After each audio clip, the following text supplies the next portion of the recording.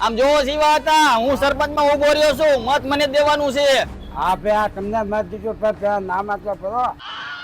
એટલે આ વખતે સરપંચની ચૂંટણીમાં કોણ ઊભું રહેવાનું છે? આ વખતે કનુડો ને મનુડો બે ઉભા રહેવાના છે. કનુડાનું તો ઠીક, પણ આ મનુડાનું ઊભું રહેવું કામ નહીં. કેમ? ઈ તો લંગડો છે ને. અલે આ બધાને જી ખાવું એ ખવડાવી દે, માવો ખવડાવી દે, સોડા પીવડાવી દે. આ વખતે સરપંચમાં ઉભા રહ્યા લાગો છો. હા આમ જો આ વખતે મને જ મત દેવાનું છે.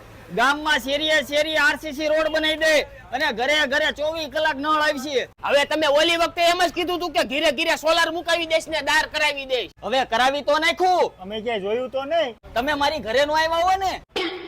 હાલો હાલો નીકળો, તમને તો મત દેવું જ નથી. આમ જો ભાઈ સાહેબ બાપા આજ વખતે એક વખત જીતાડી દો. ભાઈ સાહેબ બાપા પગે લાગુ, તમને પગે લાગુ. ઓલી વખતે તો જીતાડ્યો તો, આ વખતે જીતાડશે તો શું કરી લઈશ? ભાઈ સાહેબ બાપા એક વખત જીતાડી દો, હજી મારે બીજા માળનો સ્લેબ ભરવાનો બાકી છે.